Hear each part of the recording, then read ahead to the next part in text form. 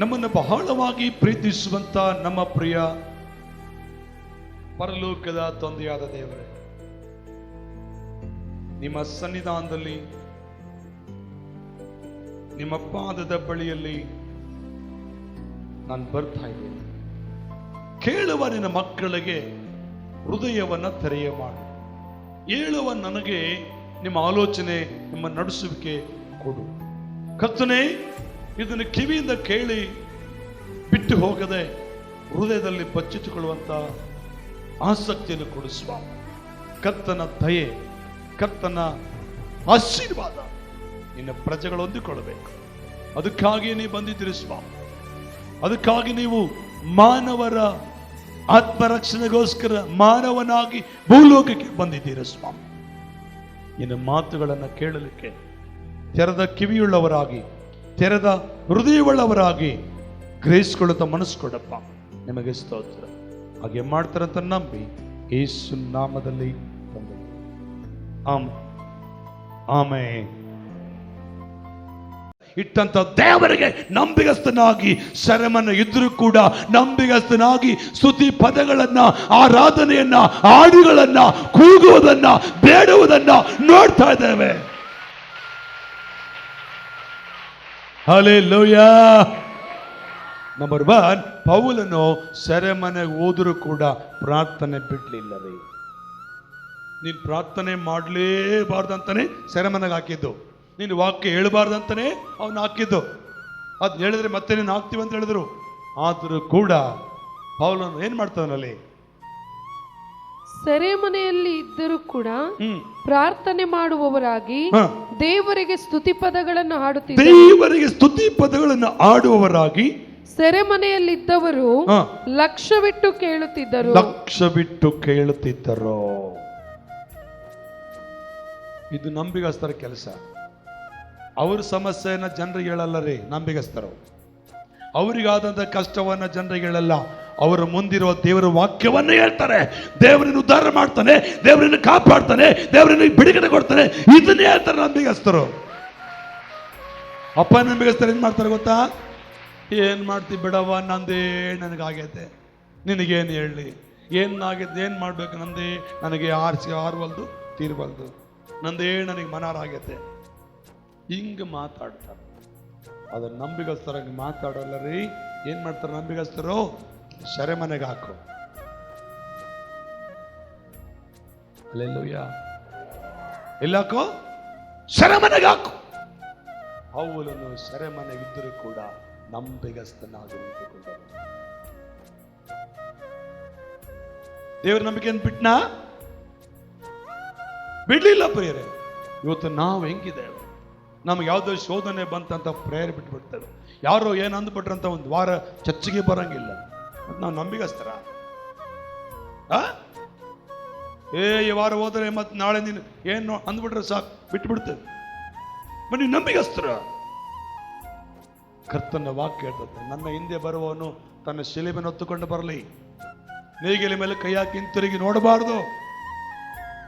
ಎರಡನೇದಾಗಿ ಪೌಲನು ಯಾವುದನ್ನು ನಂಬಿಗಸ್ತನಾಗಿದ್ದಂದ್ರೆ, ಅವನಿಗೆ ಆ ಕಲ್ಲುಗಳಿಂದ ಹೊಡೆದ್ರು. ಯಾವ್ದಿಂದ ಹೊಡೆದ್ರು? ಕಲ್ಲುಗಳಿಂದ ಹೊಡೆದ್ರು. ಅಕ್ವಿಲ್ಲ, ಪ್ರಿಸ್ಕಿಲ್ಲ ಕರ್ಕೊಂಡೋಗಿ ಮನೆಗೆ ಇಟ್ಕೊಂಡ್ರು. ಅಪಸ್ಕೃತದಲ್ಲಿದೆ ಆ ಮಾತು. ಕಲ್ಲುಗಳಿಂದ ಹೊಡೆದ್ರು ಕೂಡ ಅವರ ನಂಬಿಕೆಯನ್ನ ಅವರು ಕಳ್ಕೊಳ್ಳಲು ಅವಮಾನ ಮಾಡಿದ್ರು, ನಿಂದಿಸಿದರು, ದೂಷಿಸಿದರು, ಬೈದರು, ಉಗುಳಿದ್ರು. ಆದ್ರೆ ಕರ್ತನಲ್ಲಿದ್ದ ನಂಬಿಕೆಯನ್ನ ಪೌಲನು ಕಳ್ಕೊಳ್ಳಲಿಲ್ಲ. ಆಮೆನ್. ಹಲ್ಲೆಲೂಯಾ. ನಾವು ಯಾವುದೊಂದು ಮಾತಂದ್ಬಿಟ್ರೆ ಸಾಕು, 3 ದಿನ ಮಾತಾಡಲ್ಲ. ಹಿಂಗ ಊದು ಗುಂಬಳಕಾಯಿ ಇದ್ದಂಗೆ ಇರ್ತಾರ. ಹೂ ಅಲ್ಲ, ಹೂ ಅನ್ನಲ್ಲ, ಹಿಂಗಿರ್ತಾರೆ. ಅದನ್ನ ನಂಬಿಗಸ್ತರ ಹೆಂಗೆ ಹೇಳಕ್ ಸಾಧ್ಯ?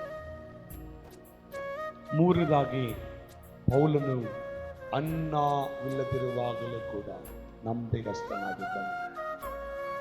ಒಂದು ಹಾಡೈತೆ, ಅನ್ನವಿಲ್ಲದಿದ್ದರು ವಸ್ತ್ರವಿಲ್ಲದಿದ್ದರು ನಾ ಸಾರುವೆ ಶುಭವಾರ್ತೆಯ, ನಾ ಸಾರುವೆ ಶುಭವಾರ್ತೆಯ. ಕಮಾನ್. ಅನ್ನವಿಲ್ಲದಿದ್ದರು Yes. ವಸ್ತ್ರವಿಲ್ಲದಿದ್ದರು ನಾ ಸಾರುವೆ ಶುಭ ವಾರ್ತೆಯ, ನಾ ಸಾರುವೆ ಶುಭ ವಾರ್ತೆಯ.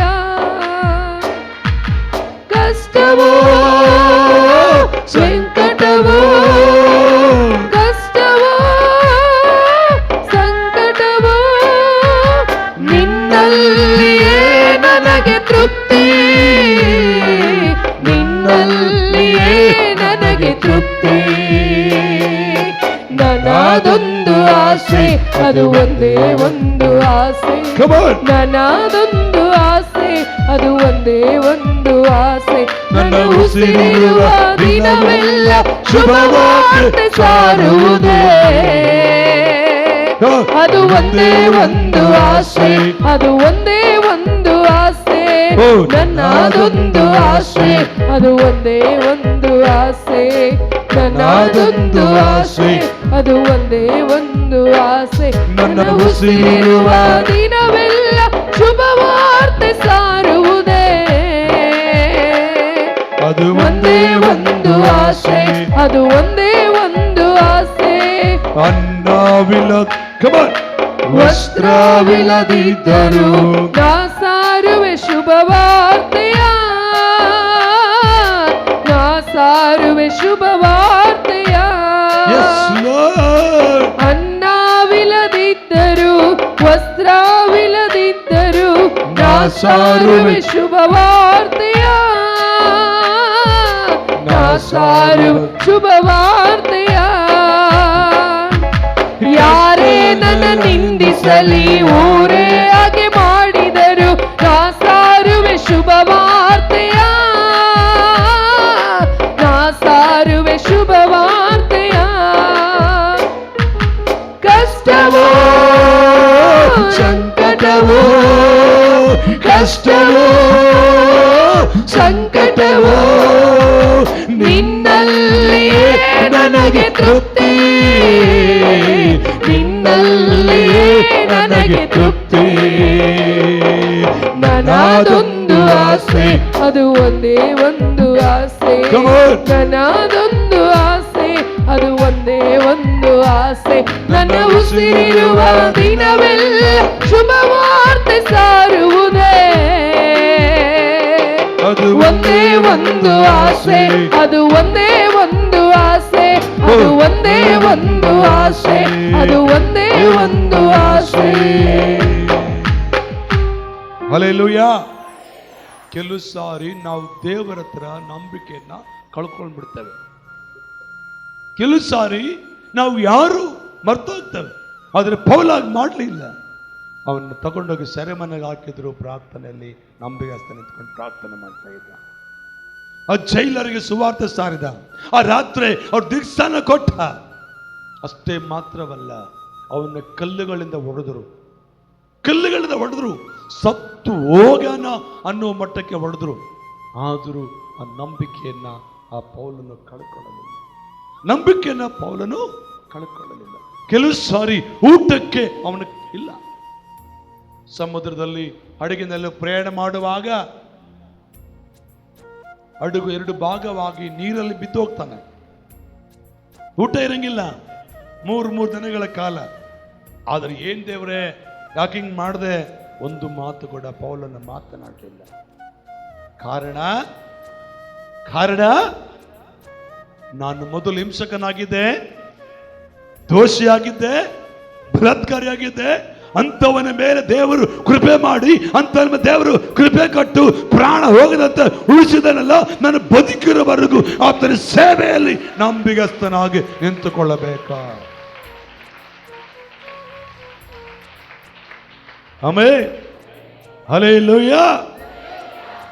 ಪೌಲ ಹೇಳ್ತಾನೆ, ನಾನು ಶ್ರೇಷ್ಠ ಹೋರಾಟವನ್ನು ಹೋರಾಡಿದ್ದೇನೆ. ಯಾಕೆ ಗೊತ್ತಾ? ಯಾಕೆ ಹೇಳ್ತೀನಿ ಈ ಮಾತು ಹೇಳಲು ಸಾಧ್ಯ ಗೊತ್ತಾ? ಬೇರೆ ಯಾರು ಹೇಳಲಿ ಈ ಮಾತನ್ನ? ಯೇಸು ತಪ್ಪ, ಇದು ಬೇರೆ ಹೇಳಕ್ ಚಾನ್ಸ್ ಇಲ್ಲ. ಆದರೆ ಪೌಲ ಹೇಳಿದಾನೆ. ಅಂದ್ರೆ ಪೌಲನು ಅಷ್ಟು ನಂಬಿಗಸ್ತನಾಗಿ ನಿಂತುಕೊಂಡಿದ್ದ. ಅವನ್ ಜೈಲಿಗಿದ್ರು ಕೂಡ, ಅವನ್ ಸೆರೆಮನೆಗಿದ್ರು ಕೂಡ ಅನೇಕ ಸಭೆಗಳಿಗೆ ಪತ್ರ ಬರೀತಿದ್ದ ಜೈಲ್ ಒಳಗಿಂದನೇ. ಥೆಸಲೋನಿಕ ಸಭೆಗೆ, ಎಫೆಸ ಸಭೆಗೆ, ಫಿಲಿಪ್ಪ ಸಭೆಗೆ ಪತ್ರ ಬರೀತಿದ್ದ. ನೀವು ಧೈರ್ಯವಾಗಿರ್ರಿ, ನೀವು ಚೆನ್ನಾಗಿರ್ರಿ, ವಾಕ್ಯದಲ್ಲಿ ಬೆಳೀರಿ, ನಂಬಿಗಸ್ತರಾಗಿರ್ರಿ, ಸ್ಥಿರ ನಿಂತ್ಕೊಳ್ರಿ, ಸೋತು ಹೋಗ್ಬೇಡ್ರಿ, ಕುಗ್ಗಿ ಹೋಗ್ಬೇಡ್ರಿ ಅಂತ. ಎಲ್ಲಿಂದ ಬರಿತಾ ಇದ್ದಾನೆ? ಆತನ ಕಷ್ಟದಾಗಿದ್ದಾನೆ, ಸುಖವಾಗಿದ್ದಾನೆ. ಜನಗಳೇ, ಈಗ ನೀವು ಹೇಳ್ರಿ, ನೀವು ಕಷ್ಟದಾಗಿದ್ದಾಗ ಇನ್ನೊಬ್ಬರ ಕಷ್ಟದಲ್ಲಿ ಬಂದವ್ರಿಗೆ ಧೈರ್ಯ ಹೇಳಕ್ಕೆ ನಿಮ್ಗೆ ಕೇಳಿ ಆಗುತ್ತಾ? ಜೋರಾಗಿ ಹೇಳಿ. ಒಂದು ಉದಾಹರಣೆ ಹೇಳ್ತಾನೆ. ನಿಮ್ಗೆ ತುಂಬಾ ಹೊಟ್ಟೆ ನೋವು, ಬಹಳ ಹೊಟ್ಟೆ ತಟ್ಕೊಳ್ಳೋ ನೋವು ಬಂದದ್ದು. ಅವಾಗ ನಿಮ್ಮ ಮನೆ ಪಕ್ಕದ ಬಂದ ಅಕ್ಕ ಸ್ವಲ್ಪ ಪ್ರೇಯರ್ ಮಾಡಕ್ಕ ಅಂತಂದ್ರೆ ನೀವು ಮಾಡ್ತೀರ. ಇಲ್ಲಮ್ಮ, ನಿನಗೆ ತುಂಬಾ ಹೊಟ್ಟೆ ನೋವ್ತದೆ, ಕೂತ್ಕೊಳ್ಳೋಕ್ಕಾಗ್ತಿಲ್ಲ, ನಿಂತ್ಕೊಳ್ಳೋಕ್ಕಾಗ್ತಿಲ್ಲ, ಅವಾಗ ಬಂದ ಪ್ರೇಯರ್ ಮಾಡಂತ ನೀವು ಮಾಡ್ತೀರ. ಏನಂತೀರಿ ನೀವು? ಏಸು ಹೇಳ್ತೀವಿ ಕರೆಕ್ಟಿಗೆ ಹೇಳಪ್ಪ. ನನ್ನದು ನನಗೆ ಹೋಗಪ್ಪ, ನಿಂದೇನಂತೀಯ? ಅವಾಗ ಇನ್ನೇನಂತೀರಿ? ನೀನೇನಂತೀಯಪ್ಪ? ನಿನಗೆ ತುಂಬಾ ಜ್ವರ ಬಂದ, ಎದ್ದಳಕ್ಕಾಗೋದು. ಅಣ್ಣ ನಾನು ಪ್ರೇಯರ್ ಮಾಡಂತ ನಾನು ಬಂದಿನಿ, ನಾನೊಬ್ಬ ವಿಶ್ವಾಸಿ, ನನಗೇನು ಮಾಡ್ತೀನಿ? ಪ್ರೇಯರ್ ಮಾಡ್ತೀಯ?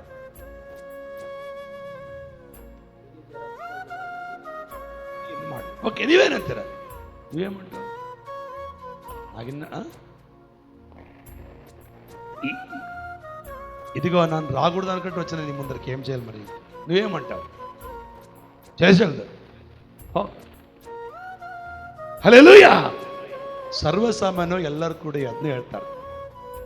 ಆದರೆ ಪೌಲ್ ಹಂಗೆ ಹೇಳಿಲ್ಲಮ್ಮ.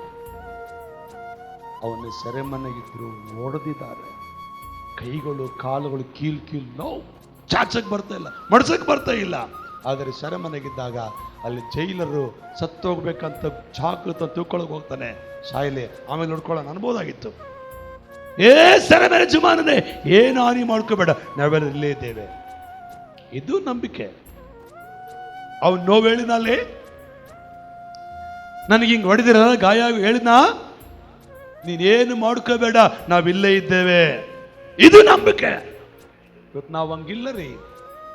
ಇದು ಕ್ರೈಸ್ತರಂಗಿಲ್ಲಮ್ಮ. 3 ದಿನ ಪ್ರೇಯರ್ ಮಾಡಲ್ಲ, ಮಬ್ಬು ಮುಚ್ಕೊಂಡ್ಬಿಟ್ಟತ್ತೆ.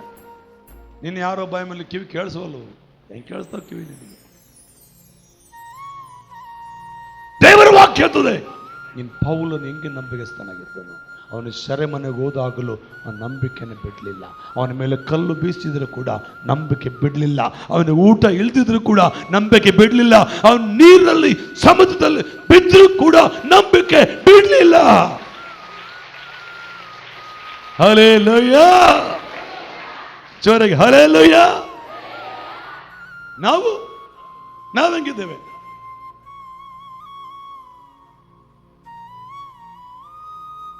ನನ್ನ ಜೀವನದಲ್ಲಿ ಹಂಗೆ ನಡೆದಿದೆ. ನನಗೊಂದ್ಸಾರಿ ಆರಾಮಿಲ್ಲ, ಮಲಗಿದ್ದೇನೆ, ಇಬ್ಬರು ಪ್ರೇಯರ್ ಮಾಡಿಸ್ಕೊಳಕ್ಕೆ ಬಂದಿದ್ದಾರೆ, ನನಗೆ ಆರಾಮಿಲ್ಲ, ನಾನು ಸೋಪದ ನಾನು ಮಲಗಿದ್ದೆ, ಬಂದರು, ನಾನು ಕೂಡ ನಿಮ್ಮಂಗೆ ಇದ್ದೆ. ಏನಂದಲ್ಲಪ್ಪ? ನಮ್ಮದು ನನಗಾಗೈತೆ, ನೀನು ಏನಂದಲ್ಲಪ್ಪ? ನನಗೆ ಮೇಲಾಗಿಲ್ಲ, ನೀವೇಮಂಟಿವಿ ಕತೆ, ನನಗೆ ಏಮನ್ಲಿಲ್ವ, ಜಾಸ್ತಿ ಅಲ್ಲ ಅಂತೆ. ನಾನು ಹಂಗೆ ಇದ್ದೆ. ಆದರೆ ವಾಕ್ಯ ನೆನಪಾಯ್ತು, ಓಹೋ ಪೌಲ್ ಹೇಳಿಲ್ಲ, ನಾನು ಹೇಳಬಾರ್ದಲ್ಲ. ಚೇತರಿಸ್ಕೊಂಡು, ಏಸಪ್ಪ ಇವ್ರು ನಂಬಿಕೆಯಿಂದ ಬಂದರು ಸ್ವಾಮಿ, ಭಾಳ ಹೊತ್ತು ಮಾಡೋಕ್ಕಾಗಿಲ್ಲ ನನಗೆ. ಏಸಪ್ಪ ಇವ್ರು ಮುಟ್ಟಪ್ಪ, ಆಶೀರ್ವಾದ ಮಾಡಪ್ಪ, ಇವ್ರು ಏನು ಅನ್ಕೊಂಡು ಬಂದವರು ಅದು ನೆರವೇರಿಸಪ್ಪ, ಏಸು ನಾಮದಲ್ಲಿ ಆಮೇಲೆ ಅಂದೀನಿ. ಅವರು ತಿರುಗಿನ ಬಂದು ಹೇಳ್ತಾರೆ, ಸರ್ ನಿನ್ನೆ ನೀವು ಪ್ರೇಯರ್ ಮಾಡಿದ್ರೆ ನಮಗೆ ಹಿಂಗಾಗಿ ಅನುಕೂಲ ಆಗಿಬಿಡ್ತು ಸರ್ ಅಂತ. ಒಂದು ವೇಳೆ ನಾನು ಅವ್ರು ಪ್ರೇಯರ್ ಮಾಡಿದ್ರೆ ಮತ್ತು ಅವ್ರ ಪರಿಸ್ಥಿತಿಯಲ್ಲಿ ಇವತ್ತು ನಿನ್ನ ಕಷ್ಟ ಜನರ ಮುಂದೆ ಹೇಳಬಾರ್ದು, ನಿನ್ನ ಒಳಗಿರೋ ದೇವರ ವಾಕ್ಯವನ್ನ ಜನರಿಗೆ ಹೇಳಬೇಕು.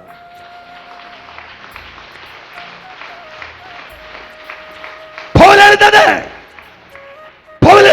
ನಿನ್ನ ಕಷ್ಟ ಹೇಳ್ಕೊಂಡು ಕೂತ್ಕೋಬೇಡ, ನಿನ್ನೊಳಗಿರೋ ಕರ್ತನ ಪ್ರೀತಿಯನ್ನು ಹೇಳೋ, ನಿನ್ನೊಳಗಿರುವ ಕರ್ತನ ವಾಕ್ಯವನ್ನು ಹೇಳೋ, ನಿನ್ನೊಳಗಿರೋ ಕರ್ತನ ಪ್ರೀತಿ ಸುವಾರ್ತೆ ಸಾರು. ದೇವರು ಒಳ್ಳೆಯವನು, ದೇವರು ಅದ್ಭುತ ಮಾಡ್ತಾನೆ ಹೇಳು. ನಿನಗೆ ಕಷ್ಟ ಇರಲಿ, ಆ ಕಷ್ಟ ನಿನ್ನ ಮುಂದೆ ಇರುವುದಿಲ್ಲ. ಆ ಅಮ್ಮನಿಗೆ ಪ್ರೇಯರ್ ಮಾಡಿದಾಗ ನನಗೂ ಬೇಸಾಯ್ತು. ಅವತ್ತು ನನ್ನ ಮನೆಗೆ ಬಂದಾಗ ಅವರಿಗೆ ಪ್ರೇಯರ್ ಮಾಡಿ ಸ್ವಲ್ಪ ಹೊತ್ತಾದ್ಮೇಲೆ ನಾನು ಚೆನ್ನಾಗಿದ್ದೇನೆ. ಅಂದರೆ ಶಕ್ತಿ ಫಸ್ಟ್ ಯಾರ ಮೇಲೆ ಬರ್ತದೆ? ಹಿಂಗೆ ಕೈ ಇಟ್ರೆ ಇದ್ದಾಳಪ್ಪ ಜಲ್ದಿ ಮೇಲೆ ಈಗ ಇದ್ದ ಮೇಲೆ ಕೈ ಇಟ್ಟೀನಿ. ಫಸ್ಟ್ ಶಕ್ತಿ ಎಲ್ಲಿ ಬರ್ತದೆ?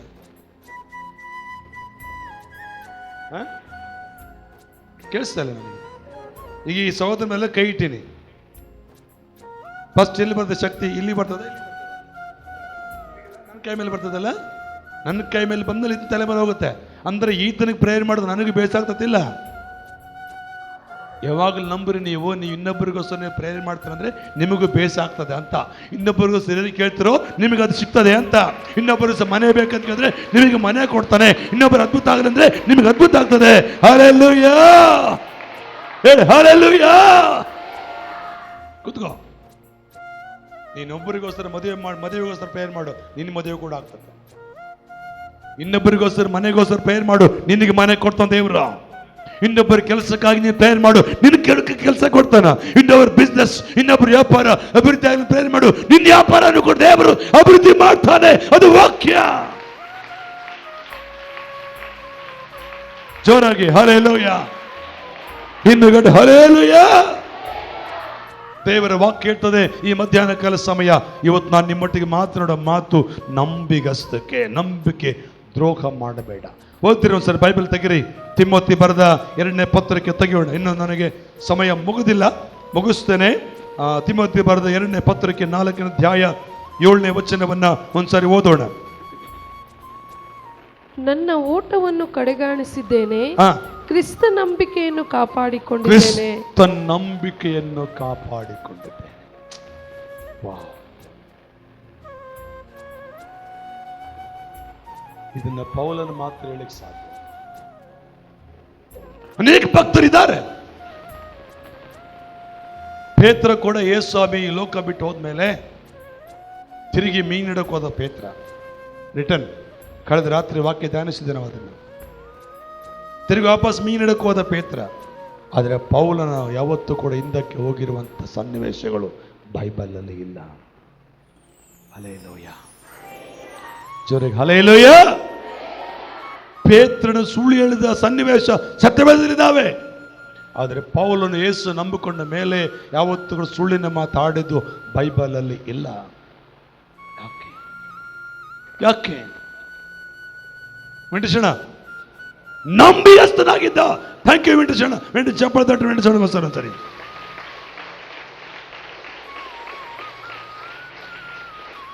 ತಟ್ಟುವ ಚಪ್ಪಳೆ ಕರ್ತನ ಮಹಿಮೆ ಆಗ್ಬೇಕಮ್ಮ. ಎತ್ತಬೇಕು, ಬೇಡ ಬೇಡ ಬೇಡ, ಅವಾಗ ತಟ್ಟಬೇಕು. ಇವತ್ತು ನಾನು ಯಾರು?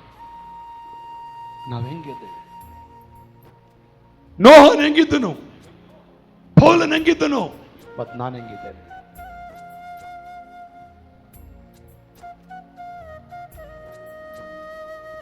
ಹಲ್ಲೆಲೂಯಾ, ಹೇಳಿ ಹಲ್ಲೆಲೂಯಾ, ಹೇಳಿ ಹಲ್ಲೆಲೂಯಾ.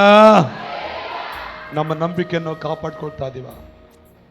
ನಮ್ಮ ನಂಬಿಕೆಸ್ತಕೆಯನ್ನು ಉಳಿಸ್ಕೊಳ್ತಾ ಇದೀವ? ನಮ್ಮ ನಂಬಿಕೆಸ್ತಕೆಯನ್ನು ಬೆಳೆಸ್ಕೊಳ್ತಾ ಇದೀವ? ಇಲ್ಲ ಕಳ್ಕೊಳ್ತಾ ಇದೀವ? ಇಲ್ಲ ಕುಂಠಿತ ಮಾಡ್ಕೊಳ್ತಾ ಇದೀವ? ಒಂದ್ಸರಿ ಯೋಚನೆ ಮಾಡು ನನ್ನ ಪ್ರಿಯ ದೇವರ ಮಗಳೇ, ನನ್ನ ಪ್ರಿಯ ದೇವರ ಮಗ. ನಂಬಿಗಸ್ತಕ್ಕೆ ಬಹಳ ದೊಡ್ಡದು. ಏನಾದರೂ ಒಂದು ಬಂಗಾರ, 1-2 ತೊಲೆ ಬಂಗಾರ ಯಾರ ಕೈಯಲ್ಲೆಲ್ಲ ಕೊಡಬೇಕಂದ್ರೆ ಯಾರ ಕೈಯಲ್ಲಿ ಕೊಡ್ತೀವಿ ನಾವು? ಅಣ್ಣ, ಇಸ್ಪೇಟ್ ಆಳನ ಕೈಯಲ್ಲಿ ಕೊಡ್ತೀವ? ಸರಾಯಿ ಕೊಡೋನ ಕೈಯಲ್ಲಿ ಕೊಡ್ತಾರ? ಪರಮೇಶ್ವರಣ್ಣ ಯಾಕೆ ಕೊಡಲ್ಲ? ಅವ್ರ ಮನುಷ್ಯರಲ್ವಾ? ಅವ್ರ ಮನುಷ್ಯರಲ್ವಾ? ಚಿಪ್ರ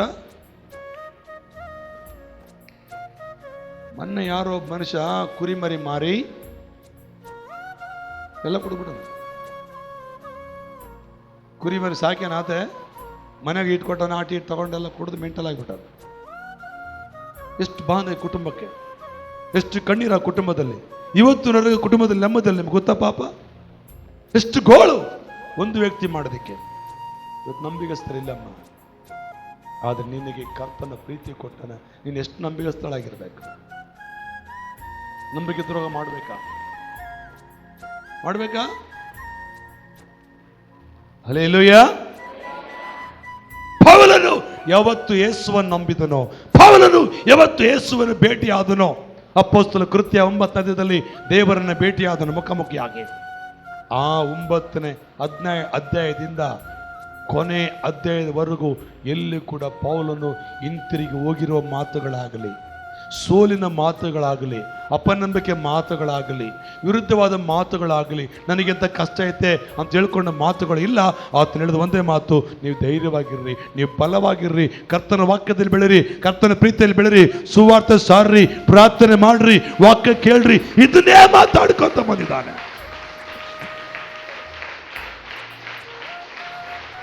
ಹಲ್ಲೆಲೂಯಾ.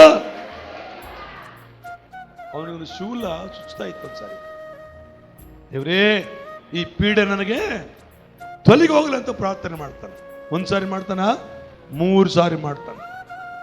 ಇದೇ ನನಗೆ ಒಟ್ಟ ನನಗೆ ವಯಸ್ಸಾಗಿಲ್ಲ, ನಿಮಗೇನ್ ಮಾಡ್ಬೇಕು ಅನ್ಬೋದಾಗಿತ್ತಲ್ಲ. ಆದ್ರೆ ದೇವರನ್ನು ಹೇಳ್ತಾನೆ, ನನ್ನ ಕೃಪೆ ನನಗೆ ಹೋಗ್.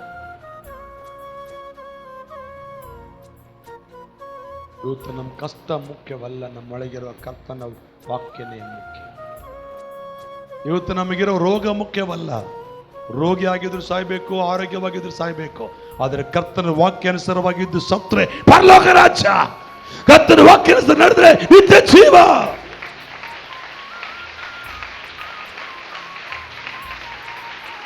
Amen, hallelujah. ಆರೋಗ್ಯವಾಗಿದ್ದು ವಾಕ್ಯ ಗೊತ್ತಿಲ್ಲ ನಂಗೆ ಮರಣ ಹೊಂದಿದ್ರೆ ನರಕ. ಅನಾರೋಗ್ಯದಲ್ಲಿದ್ರೆ ಪರವಾಗಿಲ್ಲ, ವಾಕ್ಯ ತಿಳ್ಕೊಂಡು ವಾಕ್ಯಾನುಸಾರ ನಿಂತ್ಕೊಂಡು ವಾಕ್ಯಾನುಸಾರ ಜೀವನ ಮಾಡಿ ಸತ್ತರೆ ಆ ಲಾಜರನ ಹಾಗೆ ಅಬ್ರಹಾಮನ ಎದೆಗೆ ಒರಗಿಕೊಳ್ತೀಯಾ? ಅಬ್ರಹಾಮನ ಎದೆ ಇಲ್ಲದ್ರೆ ಪರಲೋಕ ರಾಜ್ಯದಲ್ಲಿ ಇರ್ತೀಯ. ಆಮೇಲೆ ಹೇಳ್ರಿ, ನಾವು ಏನಾಗಿರ್ಬೇಕು? ಯಾರು ನಂಬಿಗಸ್ತರಾಗಿರ್ಬೇಕು? ನಿನ್ನ ನೋಡುವ ದೇವರಿಗೆ ನಂಬಿಗಸ್ತನಾಗಿರು. ನಿನ್ನ ನೋಡ್ತಾನೆ ಆತನು, ನಿನ್ನ ಗಮನಿಸ್ತಾನೆ, ನೀನು ಕೂತ್ಕೊಳ್ಳೋದು ನೋಡ್ತಾನೆ, ನೀನು ಮಲಗೋದು ನೋಡ್ತಾನೆ, ನೀನು ನಡೆಯೋದು ನೋಡ್ತಾನೆ, ನೀನು ಬಚ್ಚಿಡೋದು ನೋಡ್ತಾನೆ, ಬಿಚ್ಚಿ ಕೊಡೋದು ನೋಡ್ತಾನೆ, ಮಾತಾಡೋದು ನೋಡ್ತಾನೆ. ಎಲ್ಲವನ್ನು ಕರ್ತನು ನೋಡುವವನಾಗಿದ್ದಾನೆ. ನಾವು ಆಡಾಡ್ತೀವಲ್ಲ, ಏನದು? ನಾನು ಕೂತುಕೊಳ್ಳೋದು ಮಲಗುವುದು ನಿನಗೆ. ನಾವು ಯಾರಿಗೆ ಭಯಪಡ್ಬೇಕಮ್ಮ? ನಾವು ಯಾರು ನೋಡಿ ಹೆದರ್ಬೇಕು ಈ ಲೋಕದಲ್ಲಿ? ಹೇಳ್ತಾನೆ,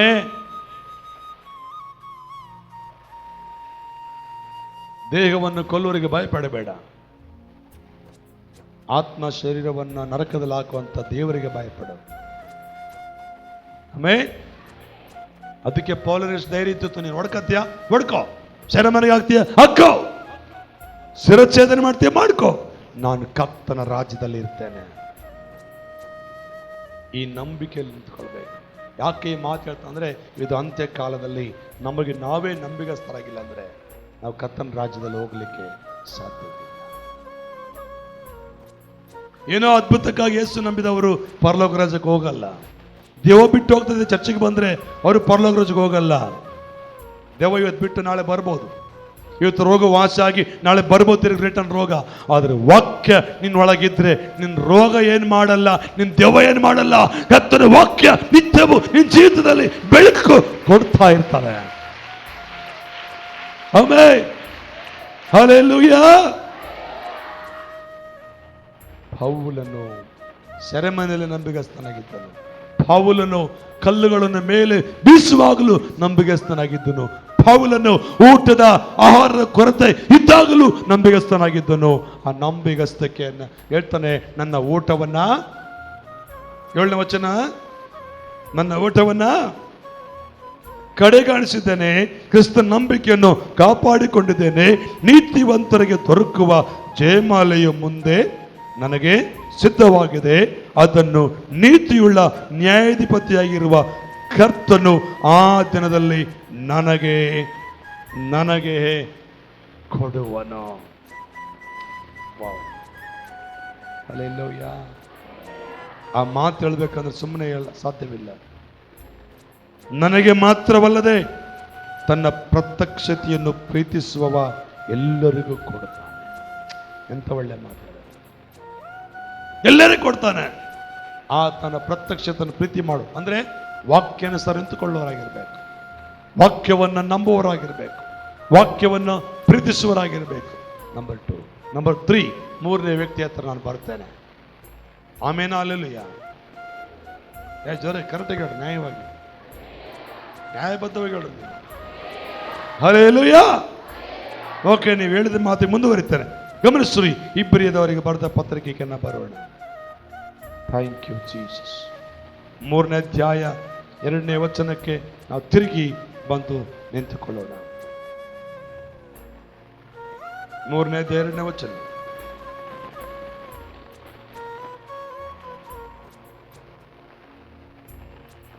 ಇಬ್ರಿಯದವರಿಗೆ ಬರೆದ ಪತ್ರಿಕೆ. ಮೋಶೆಯು ದೇವರ ಮನೆಯಲ್ಲೆಲ್ಲ ನಂಬಿಗಸ್ತನಾಗಿದ್ದಂತೆಯೇ ಯೇಸುವು ತನ್ನನ್ನು ನೇಮಿಸಿದಾತನಿಗೆ ನಂಬಿಗಸ್ತನಾಗಿದ್ದಾನೆ. ಸಾಕ್. ಮತ್ತೆ 3ನೇ ವ್ಯಕ್ತಿಯ ಬಗ್ಗೆ ಮಾತಾಡ್ತಾನೆ. ಆತನೇ ನಮ್ಮೆಲ್ಲರಿಗೆ ರಕ್ಷಕನಾಗಿರುವ ಕರ್ತನಾದ ಯೇಸು ಕ್ರಿಸ್ತನು. ಯೇಸು ಕ್ರಿಸ್ತನು ಬೈಬಲ್ ಚೆನ್ನಾಗಿರ್ತದೆ, ತನ್ನನ್ನು ನೇಮಿಸಿದ ಆತನಿಗೆ ನಂಬಿಗಸ್ತನಾಗಿದ್ದಾನೆ. ತನ್ನನ್ನು ಕಳಿಸಿಕೊಟ್ಟ ಆತನಿಗೆ ನಂಬಿಗಸ್ತನಾಗಿದ್ದಾನೆ. ಯೆಶಾಯನ ಬರೆದ ಪ್ರವಾದನ ಪುಸ್ತಕದಲ್ಲಿ ಯಾರ ಕಳಿಸಲು ಯಾರ ಹೋಗುವರು ಎಂಬುದಾಗಿ ದೇವರು ಮಾತನಾಡುವಾಗ, ನನ್ನ ಕಳಿಸು ನಾನು ಹೋಗುತ್ತೇನೆ ಎಂಬುದಾಗಿ ಯೆಶಾಯನ ಹೆಂಗೆ ಹೇಳ್ತಾನೋ ಹಂಗೆ ಪರಲೋಕದಲ್ಲಿ ಭೂಲೋಕದ ಮನುಷ್ಯರನ್ನ ರಕ್ಷಿಸುವುದಕ್ಕಾಗಿ, ಭೂಲೋಕದ ಮಾನವರನ್ನ ಕಾಪಾಡುವುದಕ್ಕಾಗಿ, ಪದ್ಮಕ್ಕ ಭೂಲೋಕದ ಪ್ರಜೆಗಳನ್ನ ಆಶೀರ್ವಾದ ಮಾಡುವುದಕ್ಕಾಗಿ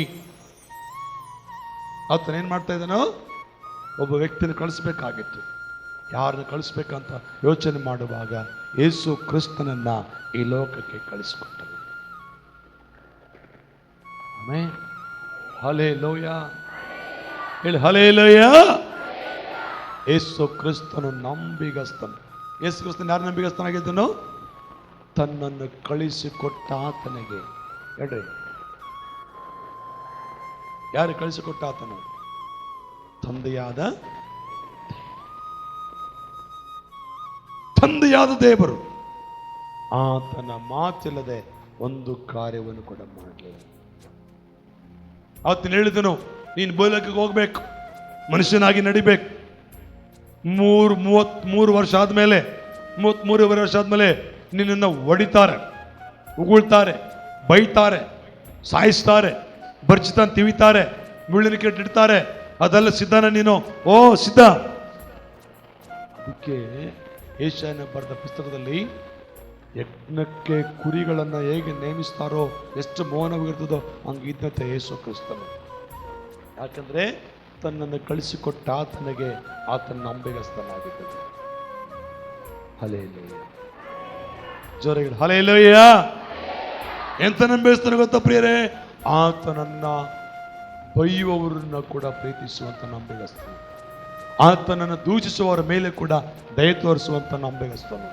ಆತನನ್ನ ಒಡೆದವರ ಮೇಲೆ ಕೂಡ ಕೃಪೆ ಕೊಡುವಂತ ನಂಬಿಗಸ್ತನು. ಮತ್ತಿನ್ನೆಂಥವರು ವಾಕ್ಯ ಓದೋಣ. ಮತ್ತೊಂದು ವಾಕ್ಯ ಯೋಹಾನ ಸುವಾರ್ತೆಯಲ್ಲಿ 6ನೇ ಅಧ್ಯಾಯಕ್ಕೆ ಬಂದು ನೋಡಿದ್ರೆ 38ನೇ ವಚನದಲ್ಲಿ ಯೋಹಾನ ಸುವಾರ್ತೆಯಲ್ಲಿ ಕರ್ತನು ಒಂದು ಮಾತು ಹೇಳ್ತಾ ಅದನಲ್ಲಿ, ನನ್ನ ಚಿತ್ತದಂತೆ ನಡೆಯುವುದಕ್ಕಾಗಿ ನಾನು ಬಂದಿಲ್ಲ, ನನ್ನನ್ನು ಕಳಿಸಿದಾತನ ಚಿತ್ತವನ್ನೇ ನೆರವೇರಿಸುವುದಕ್ಕೆ ಪರಲೋಕದಿಂದ ಬಂದೆನು. ನನ್ನನ್ನು ಕಳಿಸಿದಾತನ ಚಿತ್ತವು ಏನೆಂದರೆ, ಆತನು ನನಗೆ ಕೊಟ್ಟವರಲ್ಲಿ ಒಬ್ಬನನ್ನು ನಾನು ಕೇಡಿಗೊಳಿಸದೆ ಅವನನ್ನು ಕಡೇ ದಿನದಲ್ಲಿ ಎಬ್ಬಿಸಬೇಕೆಂಬುದೇ. ಮಗನನ್ನು ನೋಡಿ ಆತನನ್ನು ನಂಬುವ ಪ್ರತಿಯೊಬ್ಬನಿಗೂ ನಿತ್ಯ ಜೀವವು ಸಿಕ್ಕಬೇಕೆಂಬುದೇ ನನ್ನ ತಂದೆಯ ಚಿತ್ತವಾಗಿದೆ. ಹಲ್ಲೆಲೂಯಾ. ಆತನ ಚಿತ್ತ ಏನು ಗೊತ್ತಾ? ಆತನನ್ನು ಕಳಿಸಿಕೊಟ್ಟ ಆತನ ಚಿತ್ತವನ್ನೇ ನೆರವೇರಿಸುವುದೇ ಆತನ ಚಿತ್ತ.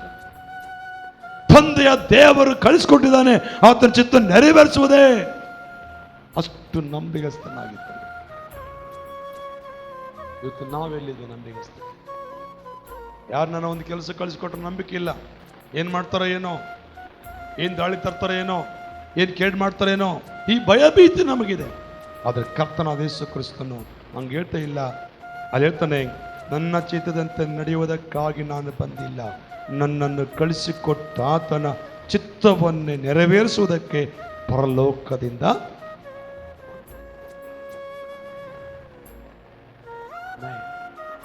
ಹಲ್ಲೇಲೂಯ. ಮತ್ತೊಂದು ವಾಕ್ಯ ಓದೋಣ. ಇಬ್ರಿಯರಿಗೆ ಬರೆದ ಪತ್ರಿಕೆ 3ನೇ ಅಧ್ಯಾಯ 6ನೇ ವಚನದಲ್ಲಿ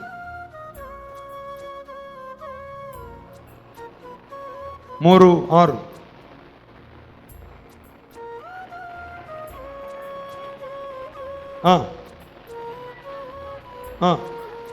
ತನಕ ದೃಢವಾಗಿ ಹಿಡಿದುಕೊಂಡಿರುವುದಾದರೆ ನಾವೇ ದೇವರ ಮನೆಯವರು. ಆಮೇಲೆ ನಾವು ಯಾಕೆ ನಂಬಿಗಸ್ತರಿತ್ಕೊಳ್ಬೇಕು? ನಾವು ದೇವ್ರ ಮನೆ ಸೇರ್ಬೇಕು. ಯಾರ ಮನೆ? ಎಲ್ಲಿ ದೇವ್ರ ಮನೆ? ಪರಲೋಕ ರಾಜ್ಯಕ್ಕೆ ನಾವು ಸೇರ್ಬೇಕಂದ್ರೆ ಈ ಲೋಕದಲ್ಲಿ ನಾವು ನಂಬಿಗಸ್ತರಾಗಿರಬೇಕು. ಈ ನಂಬಿಗಸ್ತತೆಯನ್ನು ಕಳ್ಕೊಳ್ಳುವಾಗ ಆಶೀರ್ವಾದಕ್ಕೆ ನಾವು ದೂರವಾಗ್ತೇವೆ. ಹಲ್ಲೇಲೂಯ. ಮೊಣಕಲ್ಲಾಕಿ ಪ್ರಾರ್ಥನೆಗೆ ಹೋಗೋಣ. ಮೊಣಕಲ್ಲಾಕಿ ಪ್ರಾರ್ಥನೆ ತುಂಬ ವಿಷಯಗಳು ಉಂಟು. ಅದರ ನಂಬಿಗಸ್ತಕ್ಕೆ ಬಹಳ ಮುಖ್ಯ. ಓ ದೇವಾ, ನಿಮಗೆ ಸ್ತೋತ್ರ. ನಂಬಿಕೆ ದ್ರೋಹ ಮಾಡಬೇಡ. ನಂಬಿಕೆ ವಿರುದ್ಧವಾಗಿ ನಡೆಯಬೇಡ. ಹಾಲೆ